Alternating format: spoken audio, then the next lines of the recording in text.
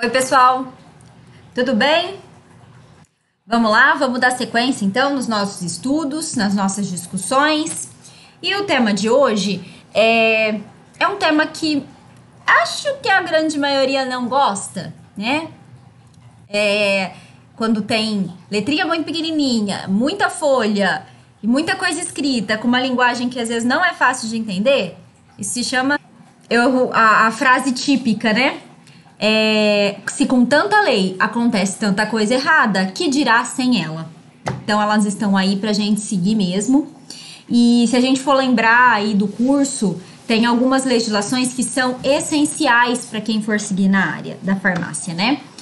Se eu for trabalhar em drogaria, RDC 44 e a portaria 344, que é de controlados.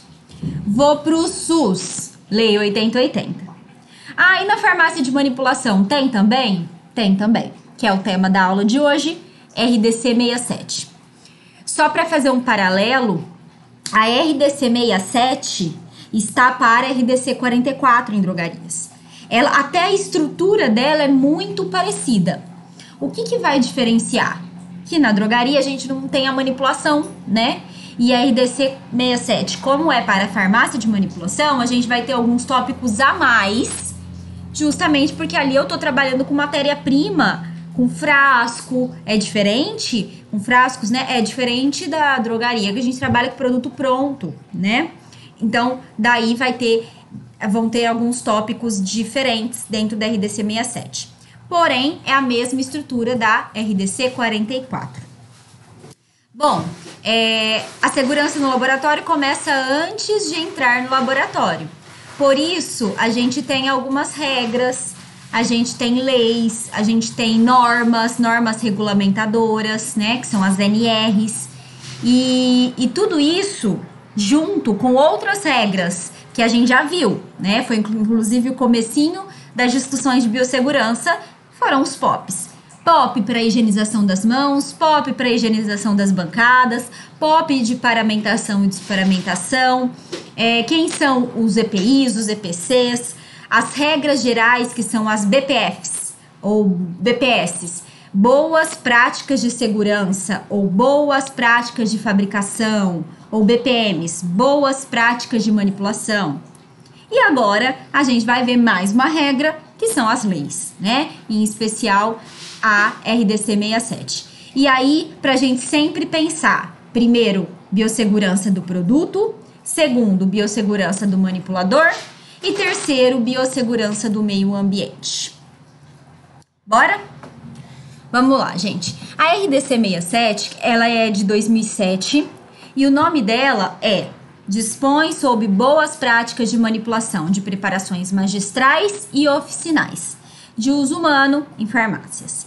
E aí, já foi falado aí no decorrer do curso, né, sobre esses dois conceitos, mas não sei se os senhores e senhoras se recordam. O que é uma preparação magistral e o que é uma preparação oficinal? Tá. A preparação oficinal é aquela preparação que ela consta no livro, falo que é no livro máximo da área da farmácia, que se chama farmacopeia. Então, preparações oficinais, elas estão descritas na farmacopeia e todo mundo utiliza aquela formulação em específico, não há adaptação dessa realidade para cada paciente. Pasta d'água, se eu buscar uma fórmula de pasta d'água, ela está lá na farmacopeia. Eu quero uma formulação de dipirona. Inclusive, até os testes de controle de qualidade estão descritos lá. A preparação magistral, ela também é manipulação. Ambas são manipulações. Porém, a magistral, ela consegue ser adaptada à necessidade do paciente. Então, eu preciso de uma formulação com uma dosagem maior ou uma dosagem menor. A gente chama isso de preparação magistral, porque ela é adaptada à necessidade do paciente. Preparação oficinal é a fórmula que está descrita igualzinha na farmacopeia, ok? Bom, pra gente comparar com a RDC 44, olha o nome, né? RDC 67 dispõe sobre as boas práticas de manipulação. RDC 44 dispõe sobre as boas práticas farmacêuticas em farmácias e drogarias. Esse nome, dispõe sobre, quer dizer, fala sobre, e aí vem a área de atuação.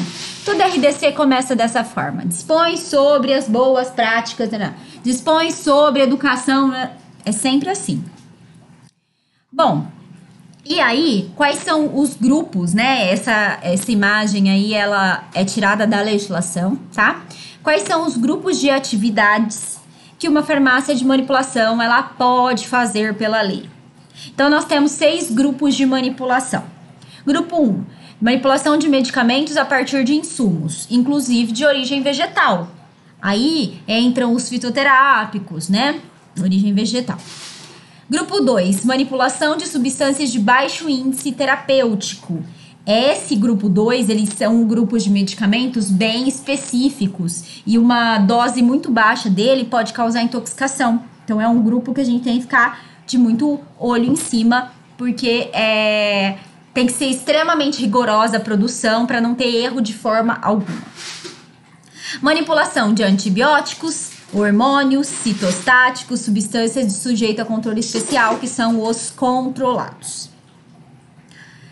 Grupo 4, manipulação de produtos estéreis. Os estéreis estão dentro da farmácia de manipulação. E aí, fazendo um paralelo com os EPCs, a capela de fluxo laminar é aquele equipamento que a gente utiliza que a gente viu aí no roteiro passado, né? Que a gente utiliza para manipulação de produtos estéreis. Então, se eu optar por fazer produtos estéreis na minha farmácia, eu tenho que ter os equipamentos e materiais específicos para cada uma das manipulações, ok? Mesmo antibióticos, hormônios, vocês vão ver agora nessa aula de hoje que cada item desse que eu decidi fazer na minha farmácia, eu tenho que ter uma sala, uma área, né, que é isolada, específica para cada uma. Eu vou fazer antibiótico, uma sala ou área específica identificada. Vou fazer hormônio, outra sala ou área, né, que aí a área entende-se que ela é isolada de qualquer forma, identificada. Vou fazer um citostático, vou fazer medicamento de controle especial, sempre uma sala ou área a mais. Grupo 5, manipulação dos homeopáticos. E o grupo 6 é a manipulação de doses unitárias e unitarização de dose. E aí, paralelo com o C5, quem faz dose unitária e unitarização de dose? Farmácia hospitalar, né? Então aí, lembrando que eu falei para vocês lá em hospital, falei, a farmácia hospitalar, ela pode ter manipulação, porém, se ela tiver, ela tem que ter a área específica para manipulação, e aí provando para vocês. Então, dentro desses 6 grupos, esses 6 grupos podem ser manipulados aí numa farmácia de manipulação. Bom, quais são os documentos? Né? Sempre tem os documentos que a gente precisa ficar atento, né, ao que a lei exige. Ela tem que ter o documento da vigilância sanitária, né? Tem que estar regularizada na vigilância sanitária. Atender o regulamento técnico, sempre, e dentro da área farmacêutica. Possuir o manual de boas práticas de manipulação. E os 2 que a gente já viu. Possuir a autorização de funcionamento e a autorização especial. Se a farmácia manipular produtos controlados. Se a farmácia não manipular produtos controlados, ela não precisa dessa autorização especial. Assim como a drogaria. A drogaria só precisa dessa autorização especial, que é um documento a mais, se ela dispensar medicamento controlado. Ah, não, eu decidi que eu não vou dispensar medicamento controlado. Você não precisa desse documento a mais. Ok? Prescrição. Então, a lei, ela caminha por itens, né? A prescrição não é nada de diferente do que vocês viram até agora, tá? Que é obrigatório em qualquer prescrição de medicamento industrial, que nós temos que ter um cabeçalho. O que é o cabeçalho mesmo? Da onde essa prescrição vem. Vem de uma clínica particular, vem de uma UBS, vem de uma UPA. O nome do paciente, que é obrigatório ter. Uso interno ou uso externo. E aí, o que vai diferenciar? É aqui, ó. Na prescrição de medicamentos industrializados, vem lá a posologia. Quando a gente coloca, então, qual é o medicamento, a dosagem, quanto que vai, e aí, tomar, exemplo, 2 comprimidos por via oral a cada 12 horas por 7 dias. Isso é a posologia, né? Como que você vai tomar, por quanto tempo, a quantidade, enfim. Bom, agora, no medicamento manipulado, qual é a diferença? A gente não coloca a dosagem do medicamento. A gente coloca a quantidade que o médico coloca, né? A quantidade que ele quer de cada princípio ativo que vai naquela fórmula. E aí, eu já vou adiantar para vocês. Vamos lá, para fazer uma cápsula vai 5 princípios ativos. Na prescrição de medicamento manipulado, vai descrito 5 ativos. E o que eu vou adiantar para vocês? Que nem aqui, ó. Ácido ascórbico é vitamina C, tá? 250 miligramas. Dificilmente vem em miligrama ou em grama. Como é que normalmente vem em uma prescrição de medicamento manipulado? Vem em porcentagem, ok?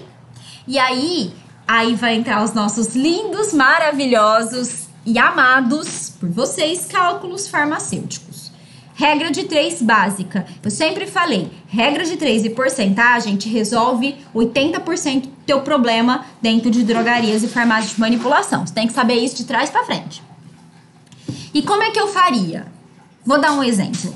Se ali, ó, aqui no ácido ascórbico estivesse escrito 2,5%, ao invés de 200 em miligrama ou em grama. 2,5%. E o peso vai estar sempre escrito lá. O peso da cápsula de quanto que é. Então, mande 30 cápsulas. O que a gente vai ver? Qual que é o peso final da cápsula e fazer a sua regra de 3. Então, 2,5%. 2,5 gramas para 100. Nesse caso, como eu tô falando em cápsula, vocês sabem que é pó. Então, eu não vou falar em ml, porque eu só vou falar em ml quando a fórmula é líquida.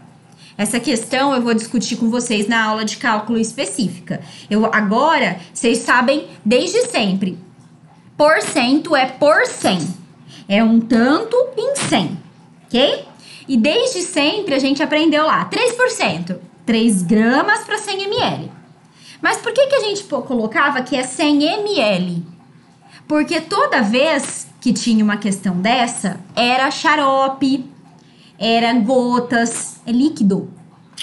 Por isso que era 100 ml.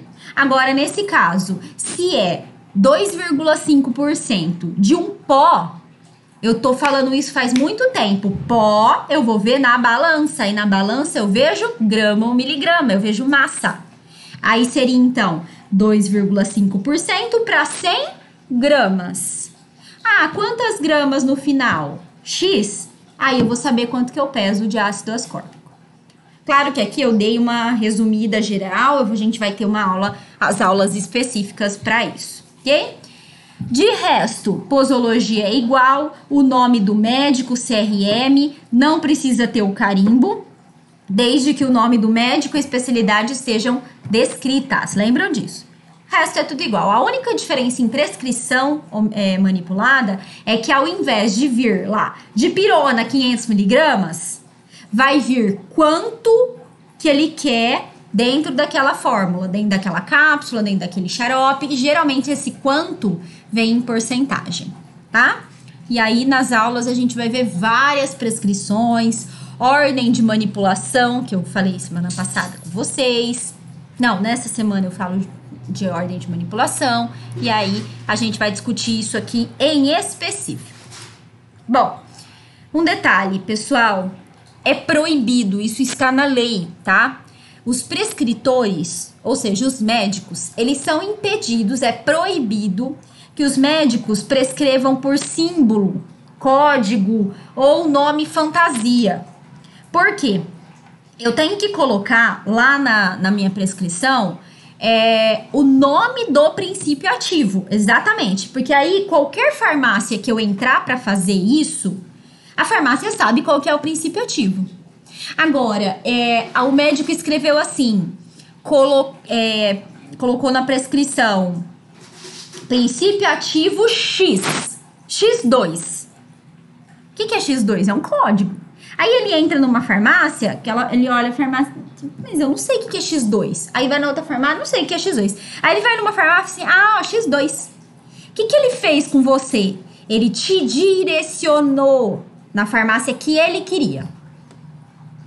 E aí entra uma grande discussão. É proibido pro prescritor te obrigar a fazer em uma determinada farmácia. Aí você vai olhar pra mim e falar assim, Dani, toda vez que eu vou e é prescrito, o médico até grampeia um cartão da farmácia. Fala, vai em tal farmácia. É proibido fazer isso. Ah, mas por quê? Porque assim, gente, é muito sério isso. Quando ele te direciona pra farmácia, ninguém me garante que esse médico está me direcionando pra lá. Porque ele acredita naquela farmácia, ele confia na qualidade daquele produto, daquele farmacêutico, ou ele está me direcionando para lá porque ele está ganhando alguma coisa em cima da fórmula que ele está me manipulando. Acontece parcerias entre o médico e a farmácia, e essa parceria ela é proibida, justamente por isso. E aí a farmácia paga uma porcentagem para o médico para que ele mande a prescrição dele pra lá, esse paciente dele pra lá.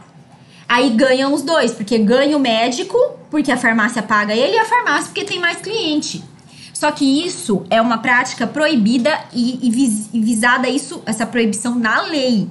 Porque assim, gente, é como se eu mercantilizasse, né? Eu capitalizasse toda a questão da saúde e da medicina. Porque eu não sei se realmente ele tá indicando aquela farmácia, porque ele acredita porque ele tá ganhando uma porcentagem maior na farmácia A do que na B. Então, isso é proibido, tá? E é muito sério. Então, isso não é a Dani que tá falando, tá? Isso está descrito na lei. E assim, eu vou... Deixa eu só... Aqui, ó. Eu deixo ali, vai estar no roteiro de vocês, essas duas indicações na verdade é uma reportagem só, que ela é dividida em dois, eu deixo os links para vocês disponíveis no roteiro, e é uma reportagem do Fantástico sobre denúncia dessas parcerias. E aí, gente, assim, é chocante. Toda vez que eu assisto, que eu trabalho isso em aula e eu assisto de novo, me revolta. E vocês vão ver, no final da reportagem, tem uma senhora que ela fala assim, ó, termina a reportagem igual uma reportagem sobre descarte, que o advogado falou assim, só Deus sabe, que são coisas que marcam a gente, só Deus sabe. Essa senhora, ela fala assim, eu nunca fui pega, nunca, nunca, nunca. E é uma reportagem de denúncia, ela passou no Fantástico, linda, né? E vocês vão ver um pouquinho desse entremeio aí, como que acontece essas parcerias que são negativas. É muito triste, porque assim, se a gente for pensar do ponto de vista ético, eu, enquanto médico, quem for o médico, ele poderia, né, falar assim, nossa, eu confio naquela farmácia, eu indico ela, vai lá com segurança, tudo. Por uma questão ética, né? Mas, como a gente sabe, se isso tá na lei é porque acontece, né? Que tem médico que indica não porque confia, mas sim porque tá ganhando uma porcentagem em cima da fórmula, isso já é previsto ser proibido. É muito triste a situação, mas é real. Assistam, essa reportagem é fantástica. Vou deixar o link lá para vocês. Bom, eu trouxe aqui uma prescrição para a gente poder identificar, tá? Apaguei o nome do paciente, o nome do médico, tá? E assim, essa aqui é a característica básica das prescrições. Então, aqui tá quando eu falo cabeçalho, ó, tá aqui qual que é a clínica, tá o endereço, seu obrigado, tá lá para o nome do paciente, então tá ok, uso interno. Aqui, fluconazol Um CP, um comprimido de 150 miligramas, 4 comprimidos. Tomar um CP por dia, vó. Lembra que a gente já discutiu. Pela lei, deveria ser escrito tudo por completo, por extenso. Então, tomar um comprimido por dia, por via oral, tá? E aí, no caso, 4 comprimidos. Então, se é um comprimido por dia e 4 comprimidos, o que a gente entende? Que é um hoje, um amanhã, um depois de amanhã, um depois de amanhã. Só que, por exemplo, aqui tem um erro.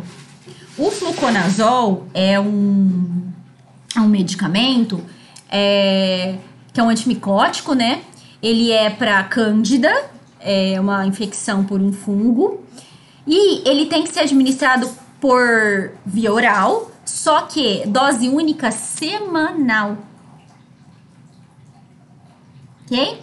Então, aqui não é um comprimido por dia, é um comprimido por semana. O paciente aqui, ele teria uma superdose. Então, isso é um caso de um erro, por exemplo, uma dose semanal de 150 miligramas. Aqui está uma dose diária. Então, é um erro de prescrição. Então, no caso do prescritor, é um erro. Mas a farmácia, se ela manda isso, a farmácia assume a responsabilidade, porque aí a gente teria que saber que isso está errado, tá? Tem casos que o médico faz intencional, talvez a infecção seja muito resistente, muito grave, enfim. Mas aí é o caso da gente, a mesma orientação da drogaria, ligar para o médico e ter essa conversa aí, sempre com muito respeito, muita educação, mas entrar num consenso e descobrir se há erro ou não, ok? De novo, então, assistam a reportagem que é chocante. Bom, outro ponto que a legislação fala é sobre inspeções. Ah, Dani, o que é inspeção? É inspeção sanitária. Então, a farmácia de manipulação, assim como a drogaria, é previsto receber inspeções da Anvisa ou até do Conselho de Farmácia, tá? Sem aviso prévio. E aí, o inspetor, né, ele tem uma lista de itens que ele tem que observar. Ele pode perguntar qualquer coisa. Se você tá lá trabalhando, ele pode entrar, né, estando paramentado, óbvio, né, e te perguntar qualquer coisa. Ah, onde estão os POPs? Por que você tá fazendo desse jeito? Onde está o alvará sanitário? Onde que é o descarte? Como é que você descarta esse produto? Qual que é o fluxo de informação? Pode perguntar qualquer coisa. Farmacêutico tá presente, tá? E aqui eu deixo para vocês, então, um exemplo de roteiro. Por exemplo, essa aqui é a ficha que o inspetor, né, o funcionário lá da vigilância, ele chega com essa pranchetinha, com esses papéis e ele vai preenchendo. Então, a primeira coisa que ele preenche é a questão mais burocrática da farmácia. Qual que é o nome, razão social, CNPJ, os números de autorização, licença, documentação, bairro, blá. Ah lá, nome do responsável técnico, tá aqui. Qual que é o CRF do responsável, do farmacêutico? Está presente, sim ou não? Que tipos de manipulação essa farmácia faz? Porque aí, pelo tipo de manipulação, ele tem que saber, ele vai observar se tem as salas específicas, se tem os materiais específicos. Então, faz homeopatia, faz fitoterápico, faz líquidos, faz injetáveis, faz gotas. Manipula substância de baixo índice terapêutico, que é aquela que eu falei que pode causar mais intoxicação. Manipula hormônios, antibióticos. Para ele ficar observando se ele manipula isso, ele tem que ter mais outras características. Bom, aqui ele vai colocar sim ou não. As imediações da farmácia estão limpas, em bom estado, sim ou não? Existem fontes de poluição e contaminação ambiental próxima à farmácia, porque aí a qualidade da água pode ser prejudicada, sim ou não? A dispensação de preparações magistrais é feita mediante prescrição? Eles não fazem sem prescrição? E assim por diante. É respeitada a capacitação de receitas contendo prescrições de medicamentos magistrais e oficinais? A farmácia possui organograma? Sim ou não? Existe farmacêutico presente? A admissão dos funcionários é precedida de exames? Fez exame admissional? Viram como que é específico?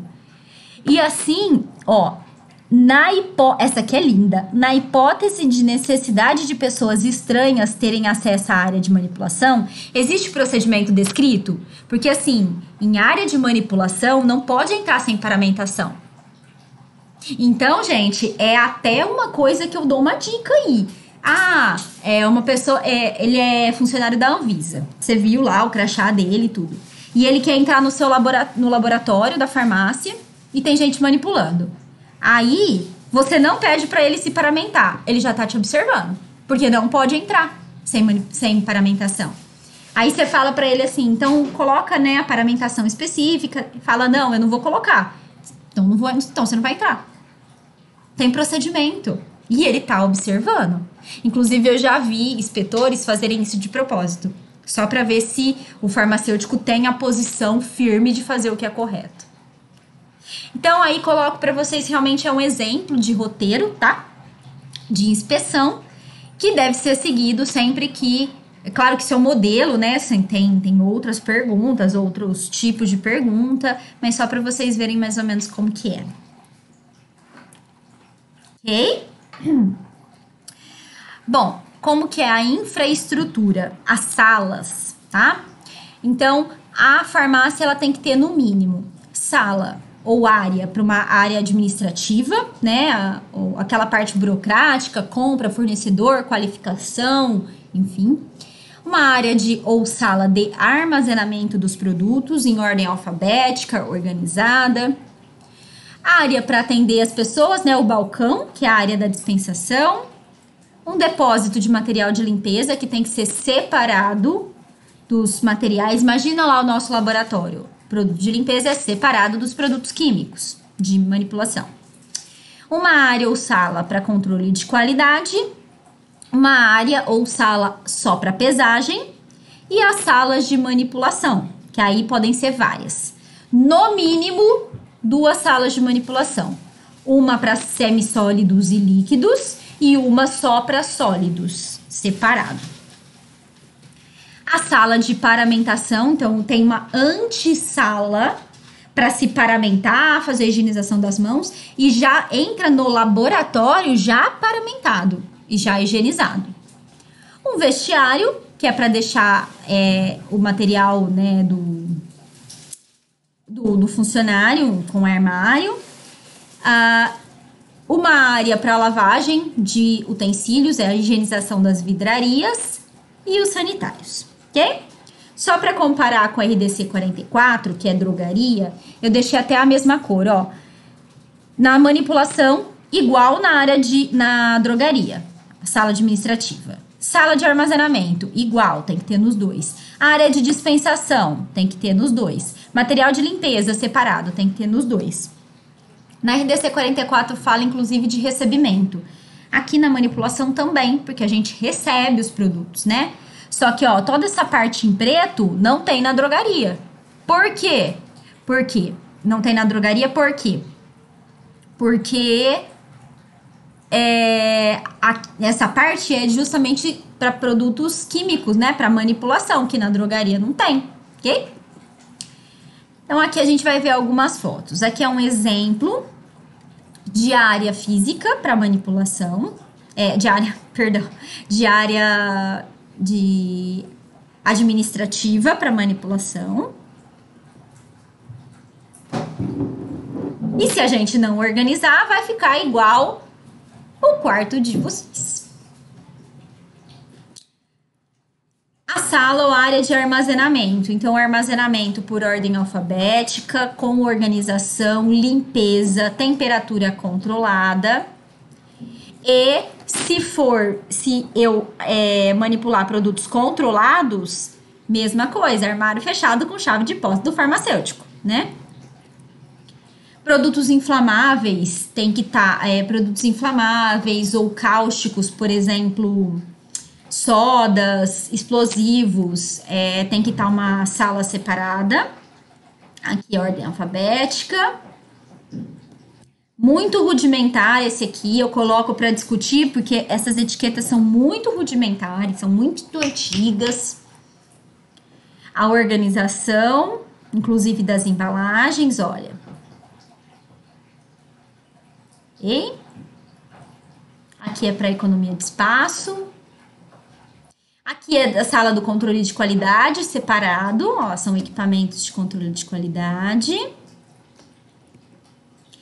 Essa foto estava na aula de abertura, mostrando a organização de uma sala de controle de qualidade, por exemplo. Aqui, ó, sala ou área, vocês estão vendo aqui, ó, aqui é isolado por... Esqueci o nome disso. Ai... Aquelas paredes que são removíveis, só que, ó, totalmente isolado, ó. Então, acaba sendo uma sala separada.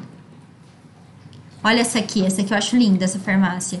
Aqui tá a área do recebimento, do atendimento, e o laboratório fica em cima e é com vidro, que aí as pessoas veem lá em cima manipulando. Isso traz mais clareza, confiabilidade no processo. Okay?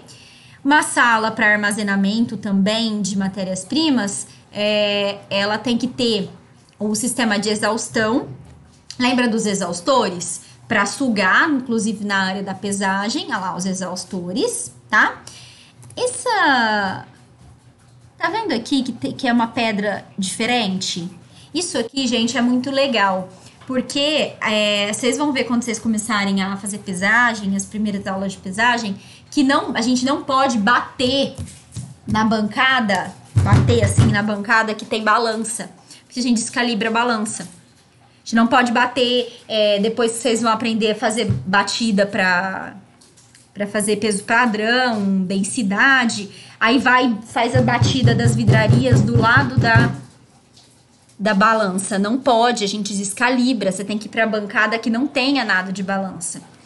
E essa é uma estratégia, porque como essa pedra tá aqui, ela é separada da bancada. Então, se eu bater na bancada, não transfere a vibração para a pedra. E aí a balança tem mais qualidade. Ó, aqui também. Olha a balança em cima de uma pedra separado. Aqui também, ó. Isso ajuda a manter a estabilidade da balança. Olha esse aqui que bacana. Tá vendo? É separado. Então, se eu bato aqui, ó, encostei e bato na quina, essa vibração não passa pra balança porque a pedra tá separada. Ok? Bom, e as manipulações, as salas de manipulações, os laboratórios?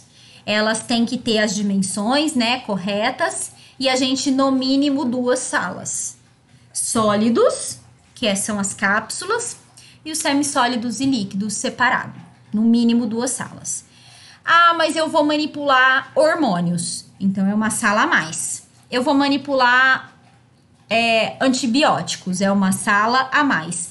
Cada item que você adiciona, esse item tem um risco diferente. Então, tem que ter uma sala com equipamentos separados para aquela sala. Tá? Utensílios que são de uso interno, separado dos de uso externo. Eu não vou usar a mesma espátula para uma cápsula, a mesma espátula que eu uso para um shampoo. Tudo que for volátil, que libera gás, ele tem que ser manipulado dentro da capela de exaustão de gases, que a gente viu como um EPC. Aqui tá um exemplo, ó, cada salinha dessa é um tipo de manipulação diferente. E o ideal, essa aqui é linda, que ela já tá dentro das normas novas. Que a gente tenha as antessalas com um fluxo de ar. Vocês viram isso em visita técnica à indústria. Que você só pode abrir uma porta a hora que a outra porta tá fechada. Para que não abram as 2 portas ao mesmo tempo e o ar não entre carregando impureza, sujeira, contaminação. Ok? Essa foto também estava na nossa aula de abertura, ó, os laboratórios todos fechados, ó, ok? E essa janela para dar para ver dentro sem precisar abrir a porta. E sempre a RDC 67 exige que todos os laboratórios tenham o nome do laboratório. E outra coisa que é exigido pela legislação, pela 67, que todos os armários, as gavetas, sejam etiquetadas com o item que tem lá dentro. para eu não trocar os itens de lugar, porque isso é fonte de contaminação também, ok? Aqui mais uma, ó. Olha a antessala, dá pra ver aqui, ó. Tem uma porta aqui, aí entra e outra porta aqui. E aí o fluxo de ar ali dentro é sempre para sair, para você não levar a contaminação para dentro da área limpa. Aqui, ó. Olha que bacana, aqui é uma sala inteira. E aí, ó, dentro dessa sala tem uma subsala. Aqui dentro eu posso estar manipulando o hormônio, por exemplo. E aí, gente, é interessante falar uma coisa, né? Áreas que são de maior risco, por exemplo, manipulação de hormônios, de quimioterápicos, antibióticos, para quem manipula o risco é maior. Porque, ó, antibiótico, a gente tá exposto àquele produto que é antibiótico, a gente pode estar desenvolvendo resistência. Hormônios. Então, é interessante que quem manipule hormônios, antibióticos, tenha uma rotatividade, não fique a mesma pessoa manipulando, para que a mesmo manipulador não sofra o risco a vida inteira, tá? Eu já contei isso, vou contar de novo. Um frasco de hormônio, isso aconteceu aqui numa indústria, foi uma aluna minha que me contou que aconteceu lá no laboratório que ela trabalha, que a colega abriu um frasco de hormônio sem luva. Então ela abriu, então ela pegou a tampa e abriu. E aí tava sem luva, esqueceu, fechou de novo e guardou. Foi um processo que não durou uma exposição de meio minuto. Era uma mulher e ela menstruou o mês inteiro. Dani, mas como? Lembra que a pele é via dérmica e a gente tem absorção por via dérmica? Só de relar na pele, ela desregulou todo o fluxo menstrual dela. E era um produto, era um hormônio no frasco. Então, ressaltando de novo a importância do uso do EPI, de fazer o POP corretamente e essa importância da rotatividade, de não deixar o mesmo funcionário manipulando esses produtos de maior risco por muito tempo. Ok? E os EPIs específicos. Aqui alguns exemplos aí de laboratórios. Higienização dos produtos, né, para evitar contaminação cruzada por partículas ou microbiológica. Ok?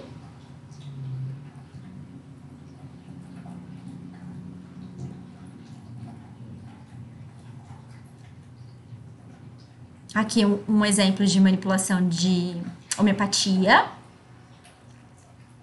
Identificação, ó, cabine de hormônios, cabine de antibióticos, separado. E tem que estar identificado.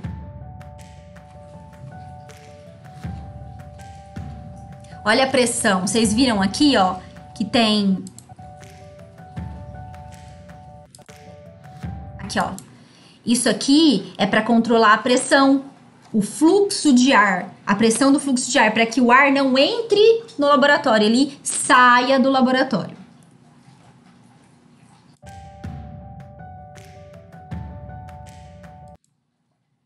Ups, desculpe. Ó, olha dentro os fluxos. Ó, o EPI específico. Elimina a chance de contaminação cruzada. Ok? Dentro da área de dispensação, ou seja, o laboratório já manipulou a fórmula está pronta e vai lá para frente na área de manipulação esperar o cliente vir buscar, né? O paciente vir buscar. E a gente tem que pensar que essa área que ele vai ficar armazenado seja os frascos de matérias-primas ou o produto pronto. Ele não pode estar em exposição a muito frio, muito calor, à luz, porque a gente sabe que a gente perde estabilidade. Aqui é um exemplo de uma farmácia, uma área aí de dispensação. Claro que é uma farmácia com muito investimento. Olha, é a mesma, ó. Aqui o laboratório. Muito bem organizada, né? Muito bonita. Espero que lá dentro seja da mesma forma. Aqui um outro modelo. Aqui, ó, o balcão, o atendimento. Até porque na farmácia de manipulação tem a questão do cliente chegar, né, com a prescrição e perguntar quanto fica. E aí a gente tem que fazer o orçamento, porque muitos não vão deixar, não vão deixar a fórmula para manipular dependendo do orçamento. Então tem que ter o computador para a gente fazer esses cálculos. E a boa notícia é que os programas de computador fazem isso para a gente. Local de paramentação, ó, aquela antessala tem que ter a pia com água corrente, o sabonete líquido, não pode ser sabonete em barra, igual na drogaria. E papel descartável, não pode ser toalha de pano pela contaminação. Ok?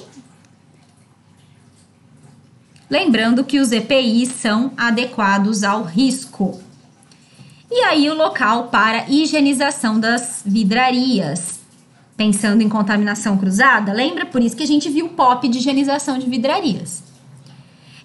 Essas pias que tem a cuba da pia mais funda são as melhores, porque a água bate lá no fundo e não volta. Quantas vezes a gente vai lavar a louça e fica molhado aqui, né, na barriga? Isso não pode, ou deve acontecer muito pouco. E quando a cuba das farmácias ela é maior, é mais profunda, é melhor para não espirrar. Aí a higienização das embalagens, quanto que eu não fiz isso na vida. E os materiais de limpeza também em local separado e identificado, ok? Atenção! A cada produto diferente risco de diferente risco tem que ter uma sala específica, como eu já falei.